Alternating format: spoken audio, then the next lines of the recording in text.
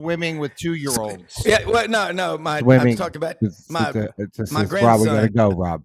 Yeah, we can't talk swimming. about the I'm ready. I'm ready to go. Hey, Okay. got a lot to talk about today, man. I don't know if you watched on the Color TV over the weekend yesterday. The SEC in Austin.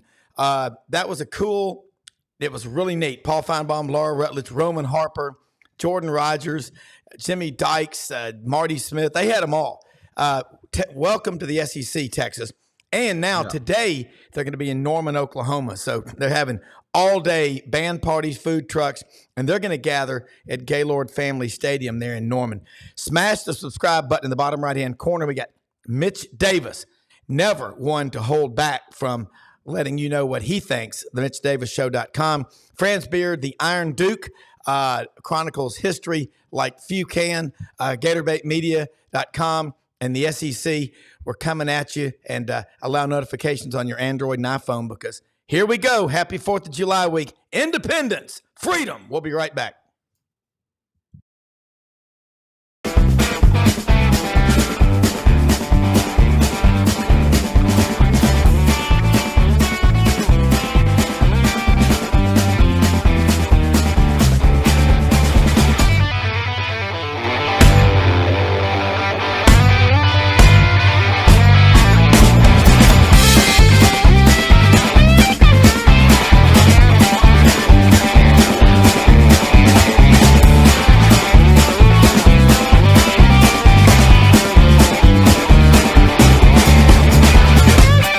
Sidelines with Rob Browne.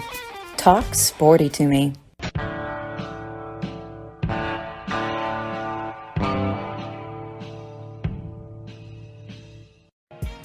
Mitch Davis, MitchDavisShow.com. Yesterday was pretty cool. Out in Texas, Vince Young just didn't show up. Was supposed to be there.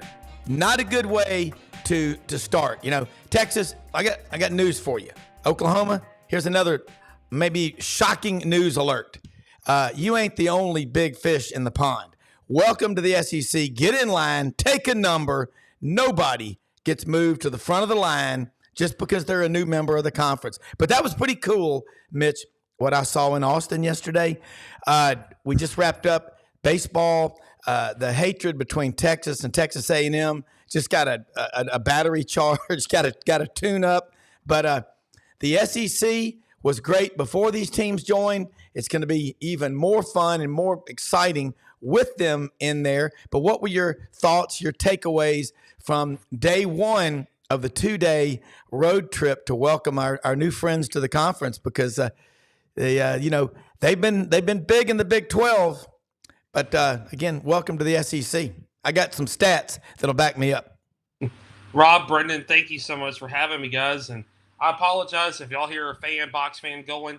My wife and I went out last night at about 8 o'clock. So went and saved the in-laws, and then I've got to work today. So I've got a 2-box fan and a ceiling fan right on me right now. So we're going to thank you for joining us.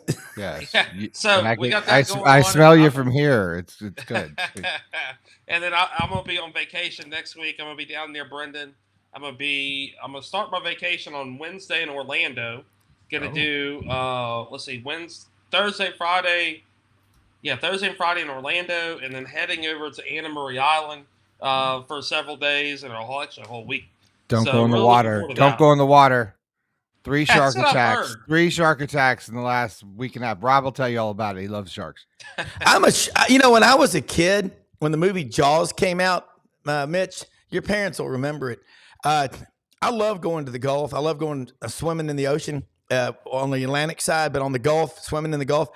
But I bought every book you could buy on shark attacks, International Shark Attack File. Now, they'll give you these statistics that with billions of people around the world, billions of people going into the water every day, everywhere, there's only 60 or 70 shark attacks a year and maybe a dozen people killed. Well, put it this way, it's bad for all of them.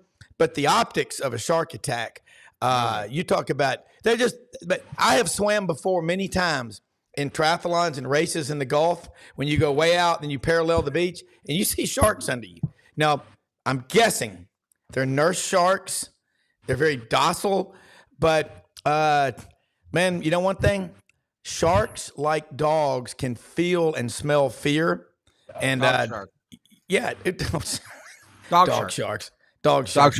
Land But shark. Mitch, don't be afraid to get in that water. Shark. Hey, I'm Be getting in familiar there. with your I'm gonna be surroundings. hammered back on a rack of Coors Lights and couple Coors Banquets. I got some good Cuban cigars. Man, I'm kind of looking forward to just chilling. So Viva! I might not hear back from you for a week or so. Well, Mitch, what's really cool, you get down. So you're going to be down on the Gulf side, aren't you? In the Big Bend, down low. So it's south of Tampa somewhere. It's so it's between Tampa and I think Sarasota or something like that. It's near Bradenton, wherever IMG Academy is. So it's near that beach. So we're staying actually in Holmes Beach. So if any of your listeners got recommendations, be down there with my family. But my wife and I, it's our birthday that week, so we're gonna be going out and hopefully find a cool, beach bar type atmosphere. The only thing is they've got to serve Coors or Coors Banquet or Jack Daniels and Coke because that's just what this country boy likes. How about that? How about I like Ham's beer, but it's not. Yes! It's not the Coors. It's not that crisp rockiness that I like. Rocky Mountain piss water, baby. I was raised on it. Mitch, I'm old enough to remember when my parents would go to business meetings out in Denver for AIA stuff. They would bring back cases. That was after the movie Smokey and the Bandit came out. Yeah. They would bring back cases of Coors beer with them, and you had to worry about being caught with it. Can you believe that? But look, there are sharks out in the water everywhere. But you're more likely to probably win a scratch off with the lottery than you are to be attacked by a shark. You hope you're not, but you just keep yourself familiar with the surroundings. Mitch, speaking of sharks, what were your thoughts about Austin? It's all about Texas. As Dr. Arnoff said on the show Friday, they will suck the air out of every room they go to. That's kind of the fun part of it. Bevo weighs 2,100 pounds and eats 62 pounds of food a day. That won't get you to Atlanta alone. So, and I'm gonna be a very highly unpopular person, like I normally am with some of my opinions and some of my thoughts. But guys, I'm gonna be honest with you. I'm already so sick and tired of Texas. Because here's the thing: we're sitting here and talking about Texas this, Texas that. Guys, we added Oklahoma, who's had 10 times more success I know. in the last 20 years than Texas ever has. And everybody wants to talk about Texas. And it was so sickening watching the commissioner of the SEC, who's supposed to be a nonpartisan. Yeah, who is supposed to go right down the middle. It was so, as an SEC fan and as a guy who goes to every Mississippi State home game, most of the Ole Miss home games, guy who's got deep ties to Kentucky and Tennessee and elsewhere around the SEC. It was sickening, guys, and I could be wrong. And I've met a lot of cool Texas fans so far, and they're saying, hey, we missed the Big Eight. We missed, when it was us, Nebraska, Oklahoma, Mizzou, A&M. And to me, like, if you scroll through Texas Twitter, their fans, they're saying, oh, why would we root for the SEC? We never wanted to be a part of this. Well, hey, that's fine. Then why didn't you go independent? Because this whole celebration thing, if I remember correctly, guys, we didn't do this for A&M. We didn't do this for Mizzou. And I know sure as hell we didn't do it for South Carolina, Arkansas. So why are we doing this for Texas? And the whole conversation is about Texas instead of Oklahoma, which is wild to me. Well, we didn't. I thought about it. We didn't have the SEC network back then. I did think about that watching it yesterday. The other thing is, I've been talking about this. I've been to Austin many times. Know a lot of Texas people. We've been covering Texas on this show extensively with Ken Capps, Bo Carter, and Anwar Richardson from OrangeBloods.com. Billy Shershot, a number of people. Olin Buchanan covering Texas A&M. But we've been on it for years. My friend Dave Cody was sports anchor for about 30 years at Channel 7 in Austin. He can give us some really good insight. I'll get him on the show with us. He's listening right now. He's retired, semi-retired, living out near Seattle in Bellingham, Washington, at the foot of Mount Baker, running a golf course where every day it's 68 degrees with a 5 to 10 mile an hour breeze out of the north. It's very nice up there. Mitch, I didn't mean to say that. I know your air conditioning's not working, but it's beautiful up there. But let me say, I think you hit the mute button. But But what I'm noticing in the last 12 years, Texas has lost 4 games or more, I think 9 or 10 times. Okay. Oklahoma. Now, you talk about a standard. They're in Norman today. 52 conference championships, 7 national championships, 7 Heisman Trophy winners.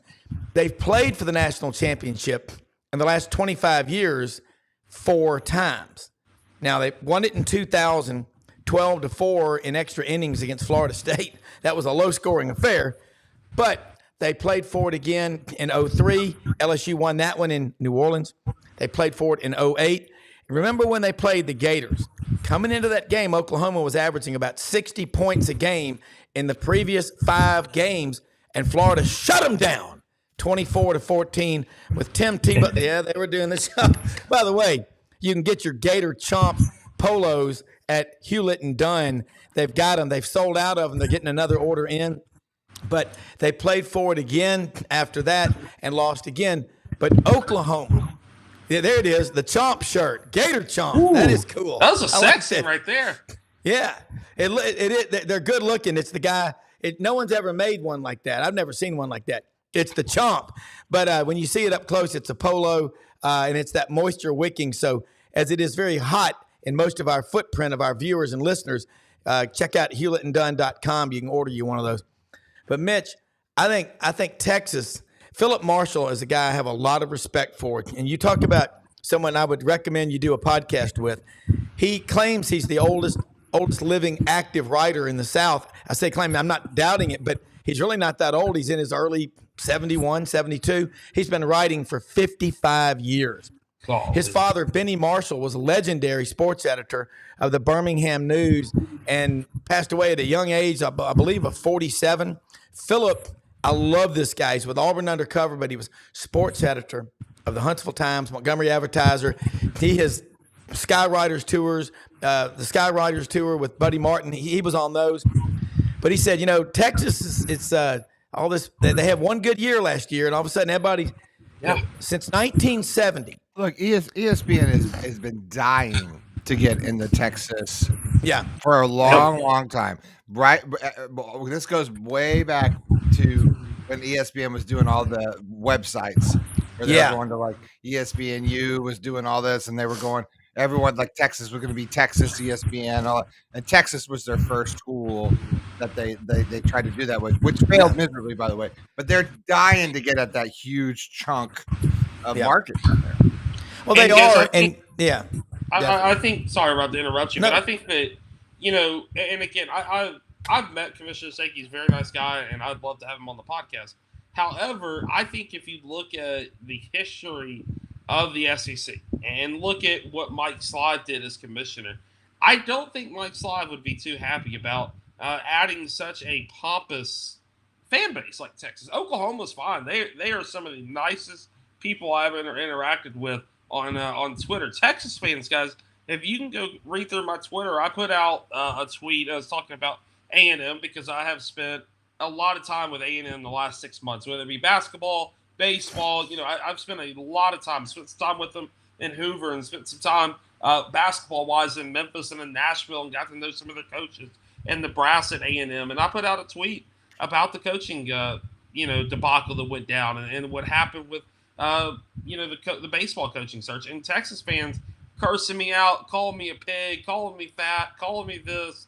And I have never in my life seen so many fans, and these were people with like legit profiles, calling, people names and DMing people, and it was ridiculous. And it is crazy because if you talk to Tennessee fans, you talk to Ole Miss fans, who people normally like to hate, those two fan bases are now ganging up on Texas saying, hey, we can't welcome these guys in because, again, they don't have I know it's Texas and they got the sexiness of the burnt orange and it's got the history of Texas.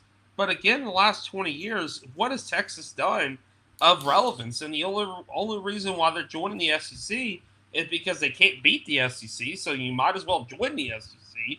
So that's kind of where I'm at with Texas. I mean, I know that I'm harping on them a lot, but I am so sick and tired of all this love and all this just slobber fest for them I agree. We've got Oklahoma, who's just as historical and got just as many championships, and nobody's talking about it. Well, I was right. In the last 14 years, Texas has won double-digit games twice. In the last 14 years, Texas did it. 2018, they were 10-4, and then in last year they were 12-2. So if they're not dominating the Big 12, they're going to dominate the best conference in the history of college football, the SEC. They can't even beat Kansas, guys. If they can't beat Kansas, and I know Kansas the last 2 years has gotten better, but if they can't beat Kansas on a regular basis, what makes them think that they can go into Nashville and beat Vanderbilt? Well, look, let me for the record. I'm not trying to bash Texas because we have Ken Capps on here. I'd say this if anybody was on from Texas. Don't worry about that. I love them. I'm just saying that I think a lot of people, Texas, they've got money, they got all that. But since 1970, they've won one national championship. That was in 2005 with Vince Young going around right in against Southern Cal, 41-38 late. But I'll just say Oklahoma is the model of consistency. Now, people are acting like Oklahoma is in trouble. Last year they won 10 games. They lost their bowl game, sadly. But the first year with Brent Venables, remember, he inherited a roster depleted. Lincoln Riley, who was born on third base and thought he hit a triple and was a coach, is finding out he doesn't know a lick out at Southern Cal. And he's losing recruits every day. He's not the only school, trust me. But what I'm saying about Texas is last night, that was you wait till Oklahoma comes on tonight. They're going to stack up the numbers. But in the last 14 years, in comparison, in the last 14 years, Alabama football in a state of 5.1 million people compared to 30 million people in Texas that we know of has won 10 games or more, 11 or more in every one of those 14 years except once when they won 10.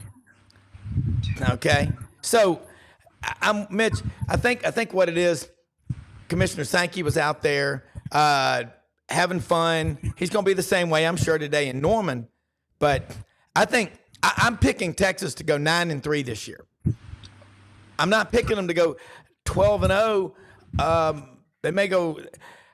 They're good, but it's the grind of having to do this week after week, Mitch. That's what they're not used to. The SEC.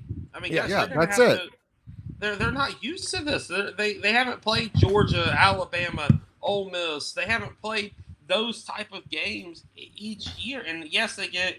And for whatever reason, the SEC gave them a very favorable schedule the first year. But it is what it is. But I think I saw this with a lot of State, a lot of Ole Miss people, Alabama people. Rob, you probably saw it with Auburn, Brendan with Florida. But the comment yesterday, I think it was by Peter Burns or somebody else, Jesse Palmer, where they said Austin was the best SEC town in the SEC. Guys, it might be a metropolitan booming city, but I can guarantee you I can go to Starkville, I can go to Oxford, I can go to Gainesville, Alabama, Auburn. Rob, you know how much I loved Auburn. Can't wait to get back. I'm going to Athens in October. Guys, those are the SEC. When I think of the SEC, I don't think of Nashville. I don't think of Austin. I think of Starkville. I think of Oxford, Tuscaloosa, Athens. Well, you Auburn. better switch your thinking, son, because Austin's on the list now. I mean, it's one. Yeah, you can love it all the way. You can be a purist as the day is long, my friend, and I know you are, and I know you are too, Rob. But just strap it on because I've been to Austin. Look, I'm from Colorado. All right, we make fun of people in Texas because they're the loudest people on the ski slopes when they're going down the hill because they're the ones screaming "Yeehaw!" and they're the ones driving real slow when we're going home and causing all the traffic. So we hated people from Texas, and I was, I grew up going to Colorado football games. So CU football games. Texas fans are not that great of fans. They're very. Where's the wind coming from? Well, he's got like 95 Bucks fans in his house. Oh yeah, that's right. I'm sorry. Yeah. Sorry, guys. I'm trying to stay cool. No. Sorry, I was one. No problem. I thought I was like going. Okay, no. Look, this above isn't his bash head. Texas because we got our friends at College I Station bash too. Texas. I hate Texas. Well, I love Brendan. I let me hate say Texas. this. I hate Oklahoma, and I loved watching the Gators whip their ass too for the national championship. I was right there in the sidelines when Tim Tebow did the jump pass. So I hate Oklahoma too. And Bobby Stoops, you can go screw yourself too. Go Gators. Well, and this is the point though about schools. I mean I've watched Texas and I've watched Oklahoma, and in the modern era Oklahoma has been light years better than Texas. That's the only thing I'm trying to say. And it's a state Absolutely. of 5 million people. 5 million people in Oklahoma. Texas has an endowment north of 42 billion. The Aggies are over 20 billion. Money alone cannot make you national champion. I mean, again, you look at Alabama, but like Houston Nutt said it on this show. Again, if you're watching and you're a Texas or A&M or OU fan, I'm just calling it like I see it. It's the grind. Hey, Houston Nutt talked about it on the show back in May when he said, I live out in McKinney, Texas, and I talked to these folks. He goes, they're all excited about being in the SEC. I said, do you folks know what you're getting into? Yeah, he goes, you don't know what you're excited. Again, yeah, the Red River Shootout, the Red River rivalry is a big deal at the Texas State Fair. But you know how when you cut the grass, I cut the 5 acres over here at the farm, and you feel like you've done something? As soon as you wake up the next morning in the summer heat and rain, it's already growing, So great, you got to win Saturday, a big win against, let's say you played LSU. Well, the next week you got to play at Florida. The next week you got to play at Georgia. Next week you come home, you got Auburn. Then you got Arkansas. Then you got to play Ole Miss. I mean, that's the difference in this league.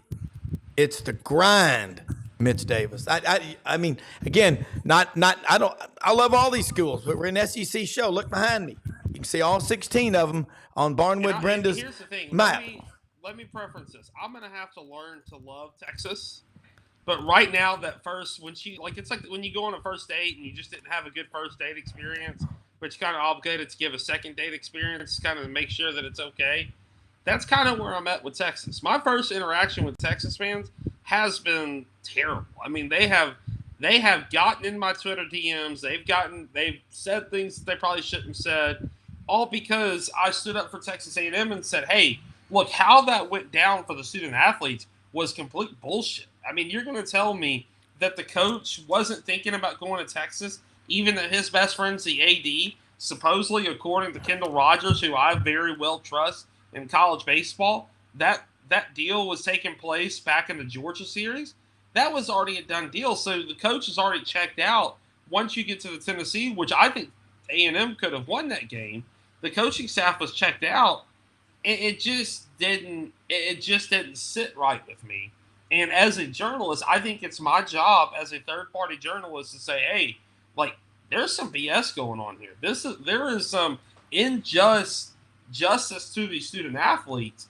And I mean, guys, we've had plenty of stories here in Mississippi between Mississippi State and Ole Miss of craziness in the rivalry. But that was a whole, especially when you're the new kid on the block going into a new conference and you pull that kind of stunt, that's going to leave some bad bitter taste in everybody's mouth towards your program. I mean, that's just my 2 cents.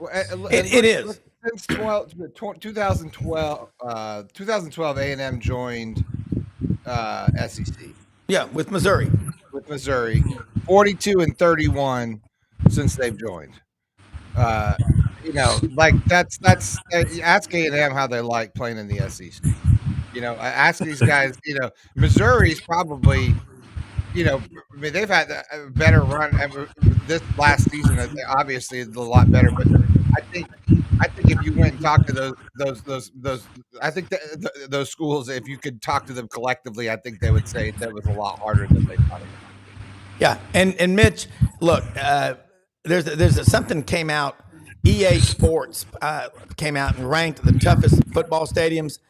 A&M is loud. It's not the toughest. I'm not sure if they're 500 in SEC play at home since they joined the league, but Missouri, give them credit.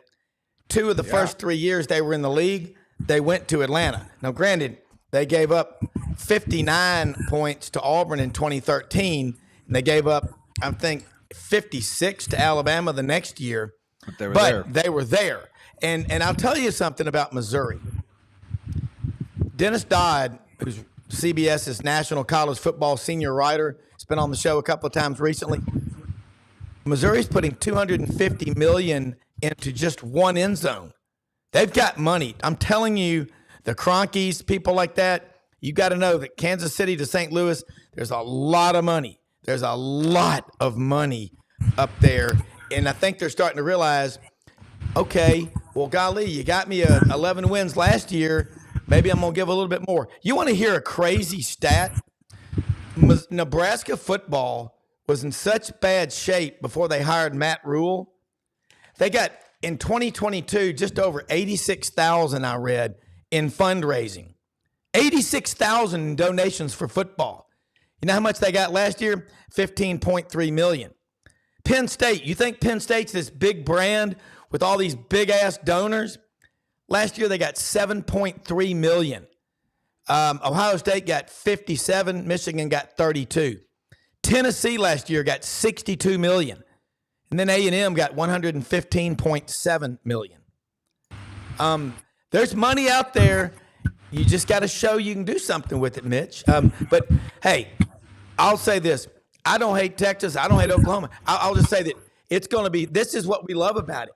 It's going to be so much fun on this show because when they do come to town, Matthew McConaughey and everybody, it's going to be absolutely crazy. But a friend of mine asked me, he said, I can't believe the SEC ran so quickly to Dallas. I mean, so quick, but they see 30 million people in the Lone Star State. That's what's going on. Yeah, and that's the thing that, upsets me a little bit as an SEC guy is we sit here and we automatically move media days to Dallas within the first year of adding Texas and Oklahoma, already caving into the Longhorn narrative. And it's just crazy because I was talking to some Texas fans and, they're going to come to Hoover next year. I've met them. A couple nice Texas fans, I met them and, some of their media, they said, hey, we'd love to hang out with you in Hoover. But they were like, well, we've heard, terrible things about Hoover. We've heard things that, a lot of rain delays. Is there any chance y'all would move it to a, what do you call it, an indoor facility like we had? No. Absolutely not. No. There's just no way that we're going to move. I see, Rob, your good friend Marty Gatson, a great dude. Marty's not only, he's like an older brother to me. He's a mentor. He's a truth broker. I love him.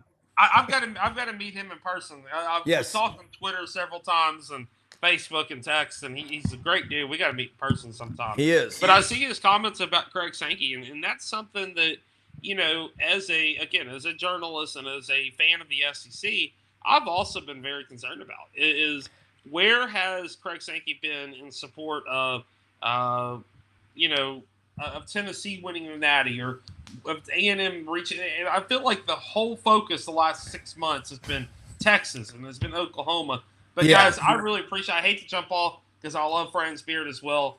But I've got to hop off here, do a podcast real quick, and then hop on my work at 9:00. So, Mitch, come on, Mitch, you got work. Come on, keep that day job. Mitch, look, love having you on here. Let her rip, man. Look, this is what's going to be so much fun. It's kind of like when it's kind of like Texas and OU are pledges. They're going to have to go through their pledge throne. What kind of fraternity would give a man like you a pledge pin? Mitch, you just got to learn how to Irish goodbye from this show. That's the only way to get out, I do want to drop this before I leave. I'm doing this really awesome podcast series. And, Rob, I think you're working on a list for me as well with the remaining schools that I haven't been able to hear back from. But I'm doing the history of the SEC this summer. Obviously, next week I will be on vacation. But I'm really trying to deep dive into each program. I did Lawrence Smith, who I'm about to publish today. I've got a Vanderbilt guy coming on Friday while I'm in Orlando. I've got a representative from Arkansas.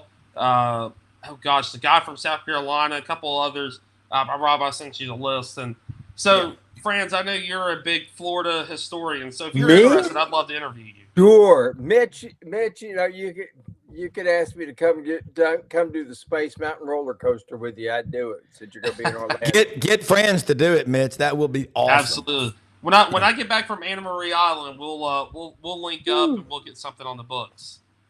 Well, Mitch, be careful out there among the English, okay? And keep yourself cool. I appreciate it, guys. Y'all have a good day, all right? You too. Thanks. Thank you. Friends Beard, GatorbaitMedia.com. Folks, look, if you can read, and I believe everyone in our viewing audience can read and write, you need to be reading what Franz puts, the morning show prep, GatorbaitMedia.com. He's putting out great content. He and Buddy Martin, the whole crew, Lauren Meadows. I love because it's about, obviously, the Gators, the SEC, but it all relates to the big picture of college athletics. And I'm going to throw some numbers at you, friends. The NCAA brought in more than $1.3 billion last year. Mm-hmm. Most of that from March Madness. They don't get the college football playoff money. More than half of that was redistributed back to the D1 members. Broadcast rights passed $4 billion. Mm-hmm. Okay, these are some big numbers. 9 athletic programs in America brought in more than $200 million in revenue compared to 5 the previous year. Texas led the nation with $182 million in football revenue. Okay, men's basketball brings in the second most revenue, but pales in comparison. The top grossing basketball program in America brought in $38 million. So let's talk some football. Well, it's the gas that powers the car. What can you say? There are very few programs that could, get along without football. You've got some small Catholic schools, for example, like Georgetown and stuff like that. Villanova. Well, yeah, and they play D1 AA football. Yeah. Of course, Georgetown plays Division III football, I think it is. Yeah. But the big schools, the ones that are constantly in the hunt for championships, they bring in the most money, and then you have the Longhorns, who haven't been in a hunt for a championship in years, but they got more money. The only God has more money than they do. That's right. And we thought, we were used to the Aggies being the big dogs on the block when it comes to money, and the Aggies are little brother, and that's the thing that they hated about Texas coming into the league. Is now, they were getting out, they're thinking like, okay, we're a toddler, and look at this, we can run now and we're on our own. Well, along comes Texas and they're back to training wheels, and it's going to be like that because Texas, what Texas wants, Texas typically gets, at least in the state of Texas. Yeah. Now, when it comes to the SEC, we're going to find out what's going on. Texas brings 4 national championships in its history, a whole bunch of other national championships, like 15 in swimming alone. And so forth. But the league has changed. The only way to put it is the league has changed, and it's changed because of football. Already the best conference in America is the SEC. And what does the SEC do? The SEC brings in a couple of schools that move the needle when it comes to football. 11 national championships between them. Now you take those 11, and then you got LSU has won 4. I think, or is it? Yeah, 4. LSU's won 4. Florida's won 3. Tennessee has won 3. Georgia has won 3, and on and on and on. This conference is driven by football, and football makes the money because of it. But it makes the money for all the other sports to exist too. So this is a symbiotic relationship that we all have with football, and I think that the league has come to accept the fact that, okay, if we put our emphasis on the football, the money is going to come, and we're going to be able to distribute it and bring all. What's the old saying? Water rise, all boats rise. Rising tide floats all boats. Yeah, there you go. Gosh, Rob, you today you were Mr. Univac. I got them gazendas going. Univac. I'm just gonna start calling you Univac because you got it there. But this is the thing about it. Is there? I've heard all the criticism through the years of the SEC is football, football, football. Yes, it is. But look what happens because of it. Yeah. You've got all these schools that have revenue that are winning championships in other sports. What is it? The SEC's won like 6 of the last 7 NCAA baseball championships. Yep. Mouse Holloway has won 14 national championships in track and field. We're adding Oklahoma, which is I'm going to pause you real quick. Talk about track and field at Florida, and I want to get this in. The Ed Murphy Track and Field Classic in Memphis, July 11th, 12th, and 13th. Check out edmurphytrackclassic.com. They've got lots of Olympians. Lots of the top runners in the world will be in Memphis at the South Campus, University of Memphis. Check it out on the website, edmurphytrackandfieldclassic.com. They did the pole vault on Beale Street, probably had 20,000 people down there to watch track and field. It's a really cool event. Last year, Eddie told me he was at one of the meetings, and there were 4 Florida track and field coaches at that meeting. They're a huge. I mean, that if Florida is its own country, I want to see how many medals they bring home this year. That's you were talking about what football does. It fuels all this other stuff. Well, it's like swimming at Florida. We won 13 straight SEC championships. Anthony Nesty is the men's Olympic swimming coach. He's the Florida swim coach. Wow. And we're bringing in Texas, Randy Reese out there. Eddie Reese out there. Goodness, the champ, but it all comes from the football. If it would be one thing if the SEC, if all the SEC did was take care of football and everybody else was little brother. But you take it Florida, every single athlete, whether you're a walk-on or you're on scholarship, eats 3 meals a day. Yeah. Paid for. Yeah. The boosters pay for it. Yeah. See, That's what that huge. does? You know what that does? Because that happens, and it's not scholarship money. That's just booster money that pays for it. That means that Kevin O'Sullivan, who recruits almost exclusively in the state of Florida, because he can get kids on Bright Future scholarships, which guarantees their tuition. So now they got tuition and food taken care of. That means that the 11.8 scholarships that he has that the NCAA mandates, look at how he can distribute it and take care of people so much better. Yeah. Here's the thing that you're pointing out is so true, because their friends hear about that, when their parents hear about that, and they're talking about it every day. I've got a son or a daughter in Gainesville, and they give them 3 hots and a cot, 3 square meals a day. That's a recruiting tool for every sport. And if I'm the football coach at any school, I'm going to be real tight with the track and field coaches, because track and field is your insurance policy for every sport you play. I mean, it is. You look at the athletes that are track and field guys. Auburn signed these 4 wide receivers, 2 5-stars, Perry Thompson out of Foley, Alabama, and Cam Coleman, 5-star out of Phoenix City, Alabama. And then they signed, Bryce Kane out of Mobile, out of Baker High School. And they signed another one named Malcolm Simmons out of Alexander City, Alabama, Benjamin Russell High School. That's the one I'm most excited about, because he just set the long jump 26 feet and change, all kind of track and field. He's a track and field guy. That's where, when we used to have everybody did track and field friends, that's what gave us Herschel and Bo and Marcus Dupree, guys like that. Now we have specialty athletes. Oh yeah. They play their sport. We need multi-sport athletes. See, We need more of them.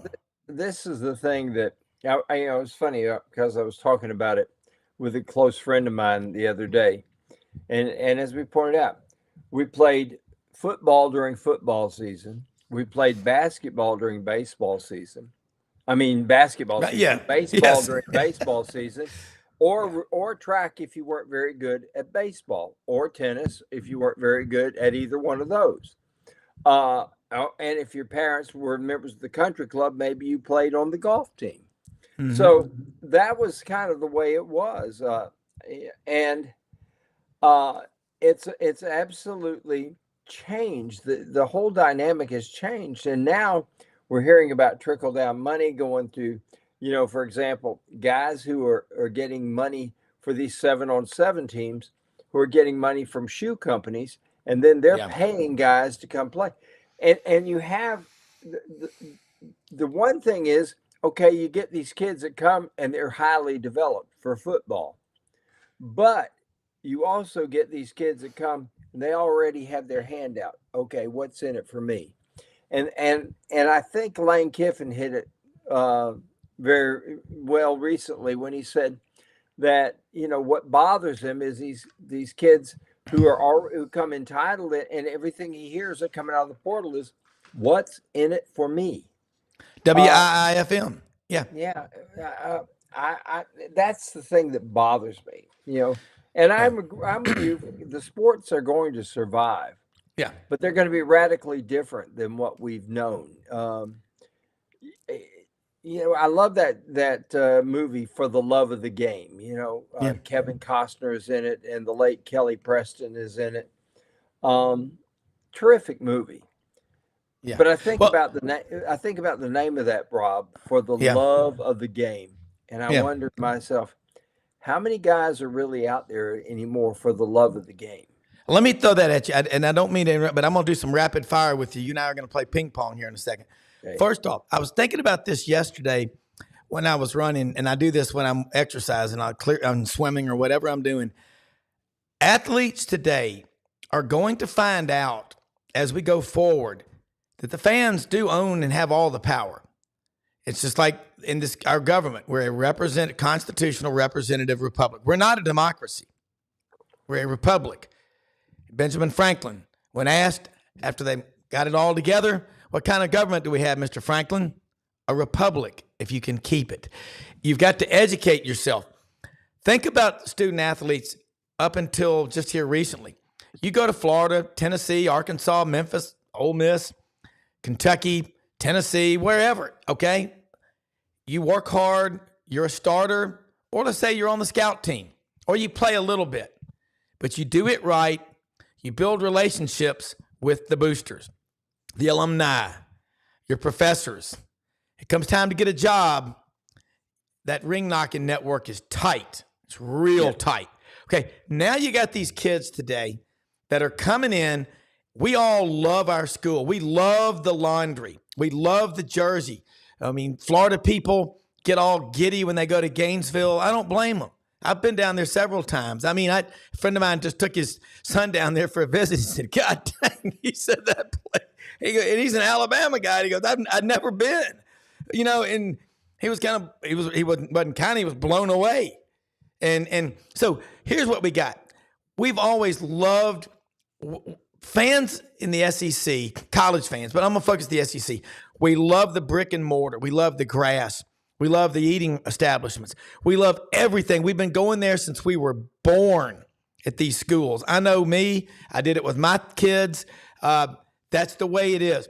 So we love, therefore, those who wear our jerseys.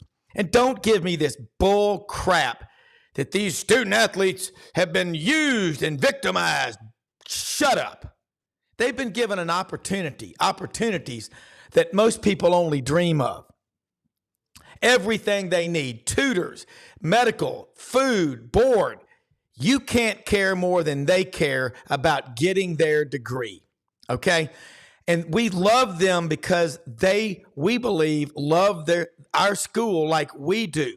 That's why we cheer for them and come to work Monday hoarse and can barely speak. because we love it that much. These kids today, because the NCAA, there are no adults in the room. They could have dealt with this 10, 15 years ago and given them long-term health care and benefits like that. We wouldn't be where we are today. They avoided it. They put their head in the sand, and this is what we got. Now, how are we going to fix it? Here's how. These student athletes are going to find out, do you get as excited in recruiting now? Really, it's just an audition. They may show up, they may not. They may have 1 or 2 practices with you and quit and transfer somebody else for the flavor of the day club, flavor of the month. That's where we are. And here's what's going to happen. You get a kid that comes to Florida, comes to Tennessee. He quits on you after 1 semester.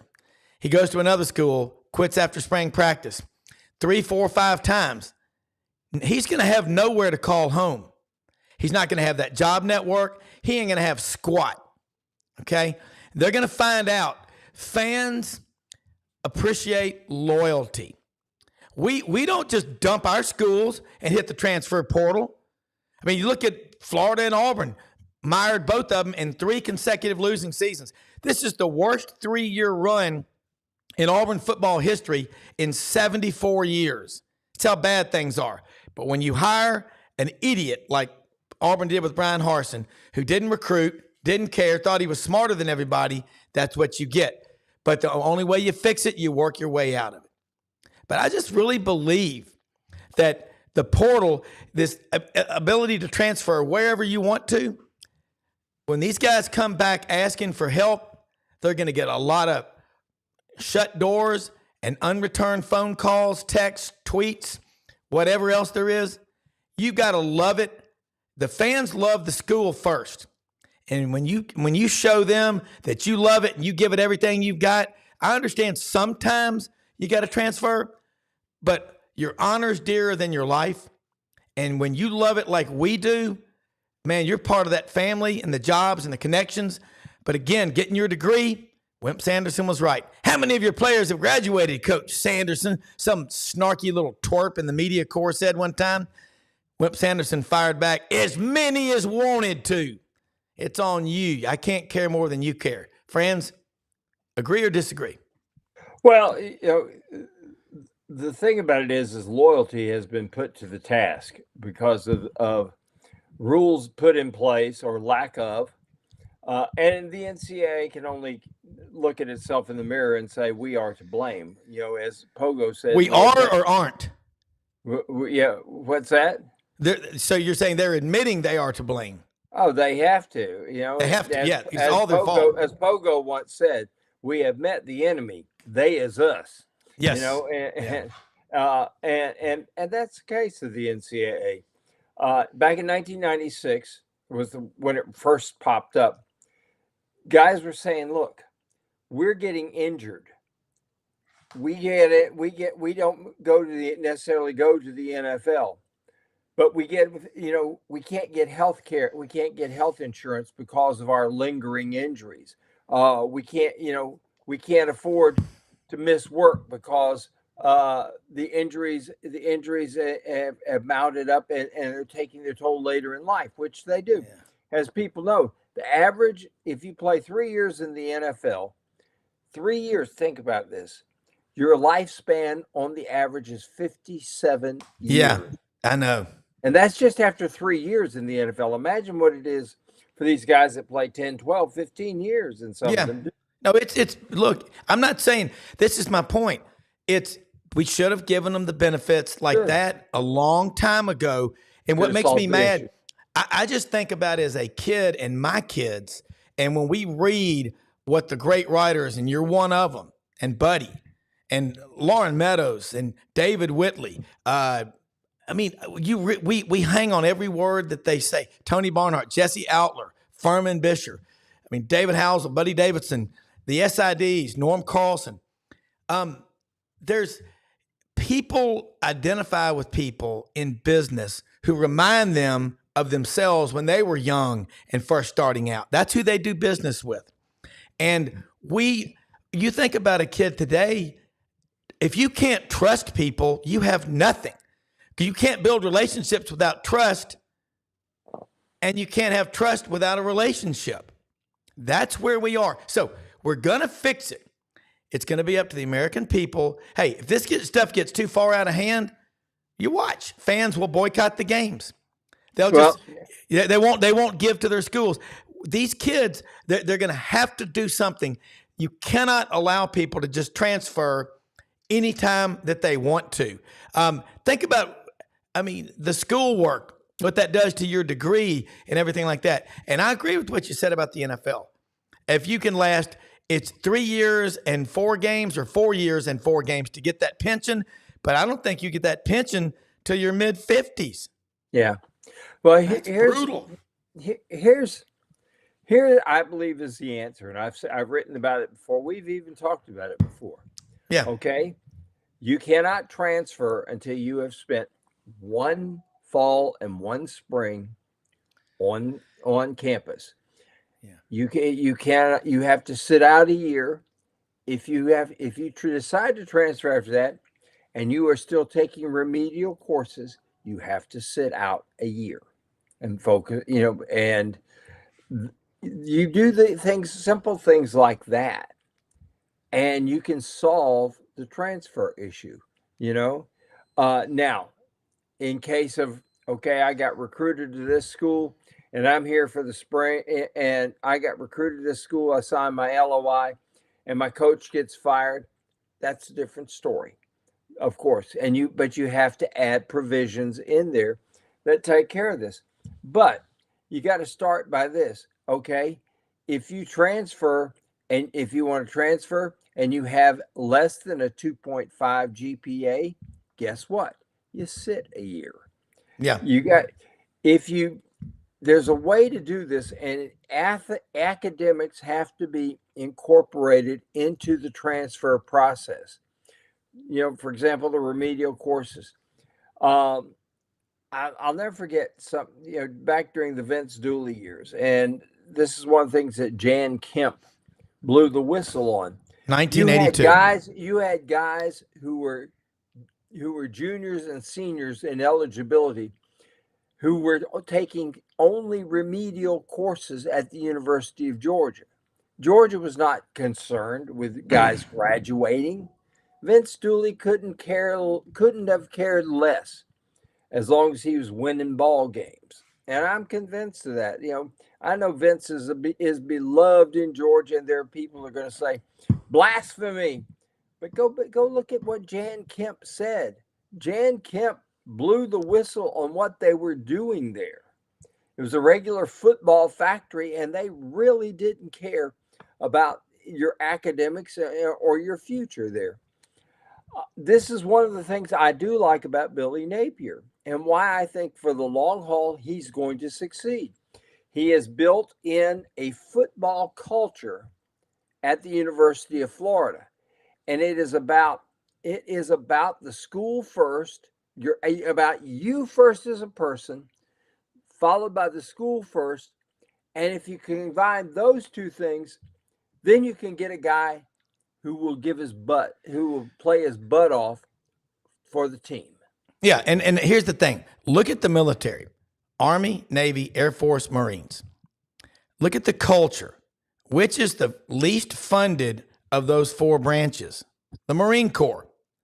But you can take an E1, E2 in the Marine Corps making maybe $20,000 a year and put them through 13 weeks of basic training, and they will have more pride than a lot of CEOs of Fortune 500 companies. Certainly more honor. And I'll say this. I got a T-shirt for doing the pull-up test. Pain is temporary. Pride is forever. Another one says pain is weakness leaving the body. Where we have a problem is people that buy into the narrative that the athletes are victims. Well, what about the fans who pay $5,000 for the seat licenses just to buy the season tickets, and they have a team that quits on them and half-asses it? Hey, you know what? Accountability. There are 3 things that you got to have in life to be successful. And I'm talking business, sports, anything. Number 1 is responsibility. That defines the mission. What are you doing? Number 2, you've got to have authority. you're fired, you're hired, we're doing this or we're doing that. And number 3 is accountability. And Franz, you're right. You did write about this extensively in GatorbaitMedia.com recently about accountability. You've got to be making satisfactory progress. Hey, they're student athletes. Why should they academically be allowed to do anything that other students aren't held accountable for? We can't have double standard. And I'm telling you right now, we have all these just Kool-Aid drinkers in the national media that don't have a spine and won't call this what it is. But you're giving, because the NCAA is so void of leadership and backbones. This is what we got. Mark Emmert was a disaster. They played kick the can. You know, he should go to Hollywood and say, I want to be Pontius Pilate in the next movie about the crucifixion. Well, Mark Emmert accepted the disaster that Cedric Dempsey left and expanded upon it. You know, that's hard to do, isn't it? It really and truly is. And what's amazing is the academics who run this thing kept reelecting him as the president. And this is the thing, and I've said this before, and I'll say it again. We got to get the school presidents out of athletics. We really and truly do, because they're clueless. They have no idea. There are a few of them out there that understand this is a business. This business attracts people to your school. Don't put the handcuffs on the people who are bringing in people to your school. You've pointed out, for example, Alabama, what happened with Nick Saban. I'll give you a great example. Florida State University was floundering, and they hired a guy named Bobby Bowden. They went from 15,000 students to, within 4 years, they were up to 22,000 students. You know, these are people paying tuition and things like that. Yeah. But you think about it, for those 7,000 people that got accepted, there were probably another 50,000 people who applied at $100 a piece. You start adding things like that up, and money starts coming in. You start expanding your campus. FSU's now 40,000 people. It would not have happened without Bobby Bowden. It really and truly would not have happened without Bobby Bowden. You're right. Look at what happened in Alabama with Nick Saban. They're up to 40 now.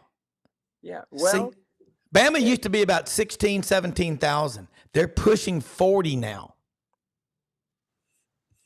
Well, football matters. Yes, it does. And this is the thing about it. You're bringing attention to your school. And that's the thing that it does. But like I said, the academic people have to put business people in charge of it, and pat them on the back when they've done well.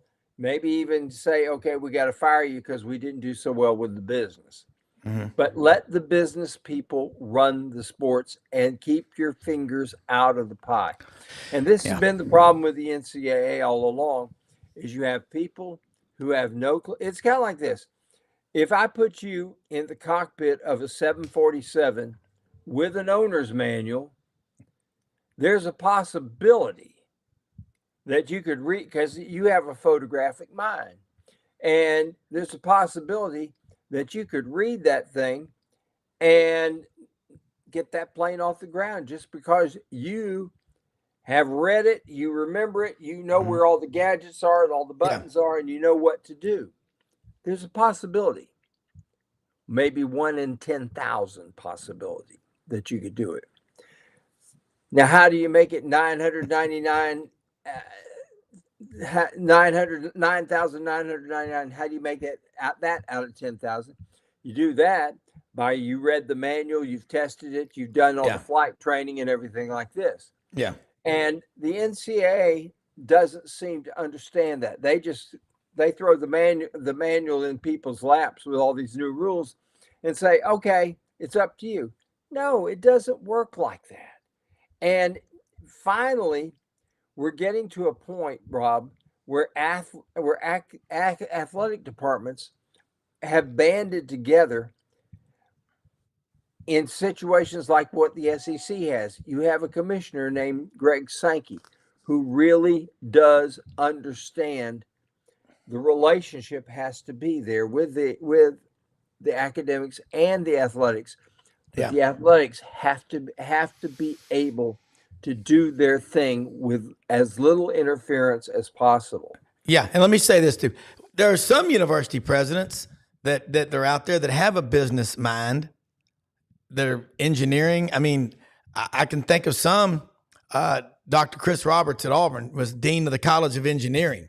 Okay, that guy knows how to solve problems. Okay, but you get some guy that's got a master's in Elizabethan poetry or primitive cultures. Maybe not. I think that's kind of obvious. But what I'm seeing, and you're right, you attract people like Maury Gaston. Great point. Athletics are the front porch of your university. Hey, great stuff. We'll be on tonight, tomorrow, and Wednesday. I'll be working on the show, the Buddy Martin Show, while Buddy is incommunicado in the mountains of North Carolina. But hey, thanks everybody for watching. Most often we see the face of Christ in the least among us. We're the most blessed country in the history of the world. Today, make it a point. Go out and do something great. Change your life, change other people's lives. Call it selfish, call it what you want, but make great things happen, because that's what we're here for. See you tomorrow, folks. Thanks, friends. Thanks. Mm-hmm.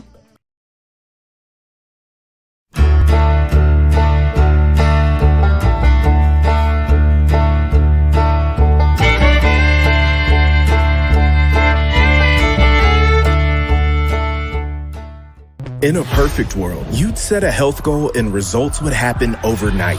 In this world, the real world, it takes time, dedication, and the right support to achieve your best self. The Vitamin Shoppe health enthusiasts are here to make sure you're not wasting a single moment on the wrong supplements. From the highest quality sports nutrition and superfoods to the most sought after trends, you'll find a huge variety of science-backed solutions for every goal, and the people to help guide you along the path to greatness. Unbelievably, every 2 minutes in our communities, a child is either bought or sold for sex. I am Ari Dickey, board member for the Nashville Anti-Human Trafficking Coalition. Join me and millions of others in our fight against human trafficking and for its victims by helping to educate the most vulnerable among us, our middle and high school students. Go to nhtcoalition.org, become a partner, and help keep our families safe, because none of God's children are for sale.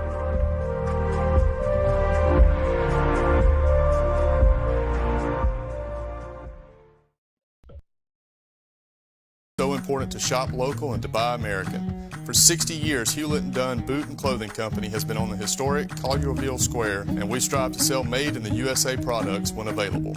With over 7,000 pairs of Western boots and work boots in stock for men and women, come and see our huge selection of clothing, jeans, and accessories from top brands made in the USA. Please support local business and come shop with us at Hewlett & Dunn Boot